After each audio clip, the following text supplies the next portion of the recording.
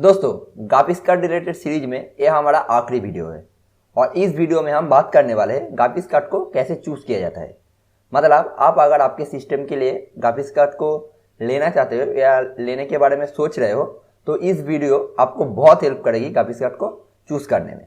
तो इस वीडियो को आप आखिर तक देखना, आपको प्रॉपरली पता चल जाएगा कैसे ग्राफिक्स कार्ड को चूज किया जाता है। मतलब आपके सिस्टम के अकॉर्डिंग कौन से ग्राफिक्स कार्ड सही है वो इस वीडियो के जरिए आपको क्लियर कट आंसर मिल जाएगा। तो चलिए बिना किसी देर के इस वीडियो को स्टार्ट करते हैं। तो देखिए दोस्तों, एक परफेक्ट ग्राफिक्स कार्ड को चूज करने के लिए हम इन 5 स्टेप को फॉलो करेंगे। तो पहला चीज है पर्पस, पीसीएक्सवर्क्स का version, graphics card selection, voltage और कॉम्पैटिबिलिटी से। तो इन 5 स्टेप को फॉलो करके ही हम एक ग्राफिक्स कार्ड को हमारे सिस्टम के लिए चूज करेंगे। तो यहाँ पर देखो पहला चीज क्या आ रहा है, पर्पस। तो पर्पस जानना बहुत ही जरूरी है। तो उस पर्पस को क्लियर करने के लिए हमें जानना पड़ेगा हम क्या खेलना चाहते हैं। फॉर एग्जाम्पल मैं इस कंप्यूटर में, हमारे कंप्यूटर में GTA 5 गेम को खेलना चाहते हैं। तो GTA 5 गेम को खेलने के लिए मिनिमम रिक्वायरमेंट क्या रहेगा वो जानना जरूरी है, क्योंकि हमारे GTA 5 खेलने के लिए प्रोसेसर क्या रहेगा, रैम क्या रहेगा, ग्राफिक्स कार्ड क्या रहेगा, ये हमारे को जानना जरूरी है, क्योंकि उसके अकॉर्डिंग हम ग्राफिक्स कार्ड को चूज करेंगे। तो चलिए हम जान लेते हैं GTA 5 गेम को खेलने के लिए क्या क्या रिक्वायरमेंट की जरूरत पड़ती है। तो आपको क्या लिखकर सर्च करना पड़ेगा, GTA 5 मिनिमम रिक्वायरमेंट। तो जैसे ही आप GTA 5 मिनिमम रिक्वायरमेंट लिख के सर्च करोगे तो आपको यहाँ पर मिल जाएगा GTA 5 का मिनिमम रिक्वायरमेंट। तो यहाँ पर देख लीजिए। तो यहाँ पर देखो, यहाँ पर प्रोसेसर भी मेंशन की गई है, dual core quad core for CPU, 4GB RAM और एक ग्राफिक्स कार्ड मेंशन की गई। तो मेरे सिस्टम में ये दो चीज़ क्लियर हो गया, लेकिन ग्राफिक्स कार्ड वाले चीज़ मेरे को क्लियर करना है।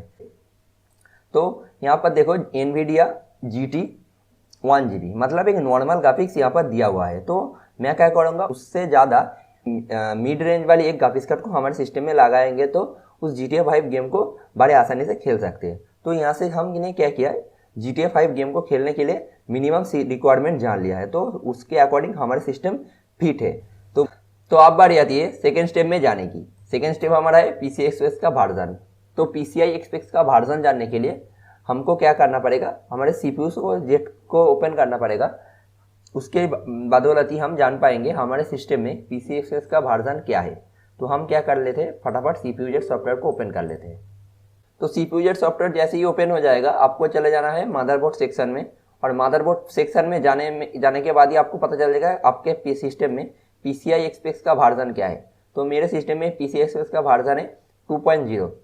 अब आपको बताऊंगा क्यों PCI Express का वर्जन जानना जरूरी है। तो उसके लिए हम आपको एक चार्ट दिखाता हूँ, जिसके जरिए आपको प्रॉपरली पता चल जाएगा PCI Express का वर्जन जानना क्यों जरूरी है।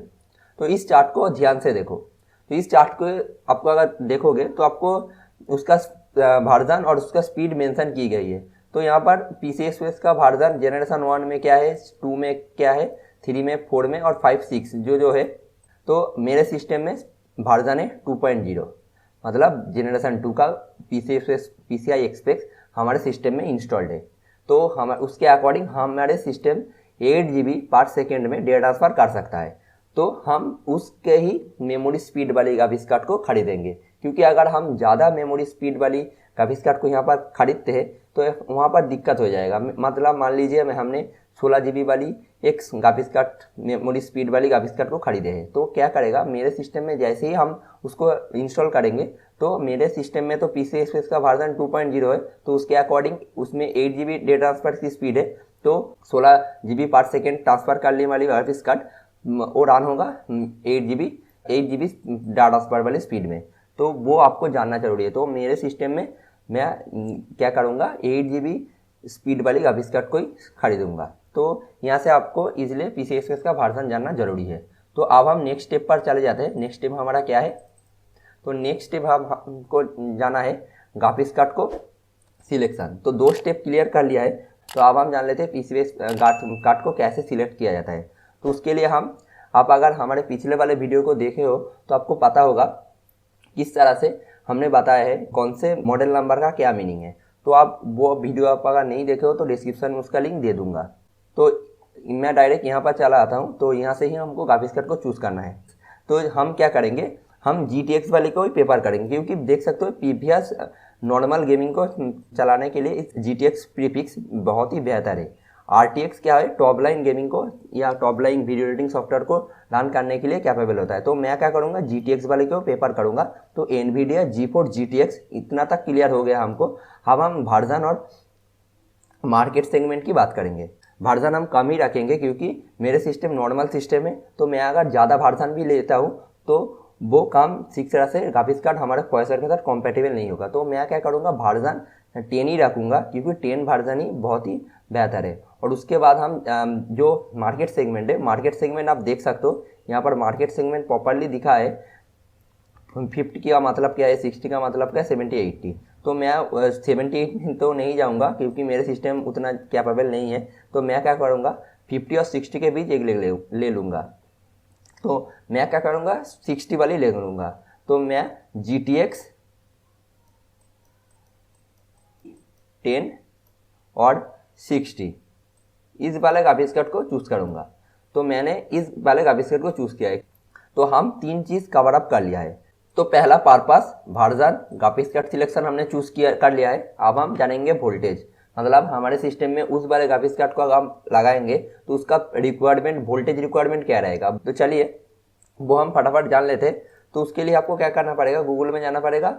तो आपको लिखना पड़ेगा, यहाँ से देख सकते हो GTX 1060 स्पेसिफिकेशन, क्योंकि हमने इस ग्राफिक्स कार्ड को चूज़ किया है। पहले वाले लिंक पर क्लिक करना। तो लिंक जैसे ही ओपन हो जाएगा तो वोल्टेज नीचे चले आना। नीचे यहाँ पर देख सकते हो, यहाँ पर power voltage, minimum maximum power voltage लिखा हुआ है 400 वाट। तो मेरे सिस्टम में 450 वाट के पावर सप्लाई इंस्टॉल्ड है। तो मेरे को इस ग्राफिक्स कार्ड को इंस्टॉल करने के लिए अलग से कोई चीज़ करने की कोई ज़रूरत नहीं, क्योंकि मेरे सिस्टम के पावर सप्लाई इस ग्राफिक्स कार्ड को चलाने के लिए या ऑपरेट करने के लिए कैपेबल है। अब हम मेन टॉपिक पर आएंगे, मतलब हमने जो जो चीज़ चेक करके आया है, अब वो ग्राफिक्स कार्ड हमारे सिस्टम में के लिए कितना कॉम्पेटिबल रहेगा, वो हम एक वेबसाइट के ज़रिए जानेंगे। उस वेबसाइट हमको बताएंगे मेरे सिस्टम के लिए जो ग्राफिक्स कार्ड चूज़ किया है, उस ग्राफिक्स कार्ड और हमारे प्रोसेसर के बीच कितना कॉम्पेटिबल रहेगा। तो चलिए फटाफट उस वेबसाइट में चले जाते हैं और इस चीज़ को प्रैक्टिकली करके देख लेते हैं। तो आपको इस वेबसाइट में चले आना है। इस वेबसाइट आपको बताएगा आपके सिस्टम में बॉटलनेक या आपके प्रोसेसर के साथ आपके कंप्यूटर में कितना कॉम्पेटिबल रहेगा। तो यहाँ पर आने के बाद आपको क्या करना है, प्रोसेसर जो है वो फिल करना है।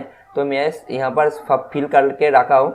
तो देख सकते हो इंटेल पेंटियम G3240 ये हमारा प्रोसेसर है, और ग्राफिक्स कार्ड यहाँ पर जो सिलेक्ट किया था वो फिल किया है, और वीडियो गेम जो खेलना है वो भी सिलेक्ट किया और रेजोल्यूशन भी सिलेक्ट कर लिया है। तो प्रोसेस टू कैलकुलेशन में जैसे ही करेंगे उस प्रोसेसर कैलकुलेट करके इस वेबसाइट बता देगा हमारे सिस्टम के लिए उस ग्राफिक्स कार्ड कितना कॉम्पेटिबल रहेगा। यहाँ पर एक बता देता हूँ, यहाँ पर स्कोर जितना कम होगा उतना बेहतर है, मतलब बॉटलनेक का मीन्स बॉटलनेक जितना कम होगा उतना बेहतर होगा स्कोर। तो बॉटलनेक क्या चीज़ है, आप मेरे वेबसाइट में चले जाना, डिस्क्रिप्शन में उसका लिंक दे दूंगा, उसके ज़रिए बॉटलनेक क्या है वो चीज़ आप जान सकते हो। तो यहाँ पर नीचे आना है और यहाँ पर देख सकते हो बॉटलनेक हमारा 21.8% दिखा रहा है, मतलब दैट मीन्स इस प्रोसेसर हमारे ग्राफिक्स कार्ड के साथ कॉम्पेटिबल रहेगा, वो 21% है। इस स्कोर जितना कम होगा उतना बेहतर है। तो इस चीज़ के ज़रिए आप आसानी से जान सकते हो आपके सिस्टम के में कितना स्कोर आ रहा है। अगर ज़्यादा आ रहा है तो अच्छे रैम वाले ग्राफिक्स कार्ड को लगाना, तो बॉटलनेक जिस तरह से कम हो जाएगा तो वो प्रोसेसर वो ग्राफिक्स कार्ड आपके सिस्टम के लिए बेहतर है। तो आपको शायद आपको क्लियर कट पता चल गया है कैसे हमने इन 5 स्टेप को फॉलो करके हमारे सिस्टम के लिए ग्राफिक्स कार्ड को चूज किया है। तो इस तरह 5 स्टेप को फॉलो करके आप आपके सिस्टम के लिए भी एक बेहतर ग्राफिक्स कार्ड को चूज कर सकते हैं। तो आपको अगर वीडियो में कुछ पसंद आए तो लाइक बटन को प्रेस कर देना, और इस वीडियो में आपको अगर कुछ चीज़ समझने में दिक्कत आई है तो कमेंट बॉक्स में बताना, मैं डेफिनेटली उसका आंसर देने का कोशिश करूंगा। तो मिलते हैं नेक्स्ट वीडियो में, तब तक के लिए जय हिंद।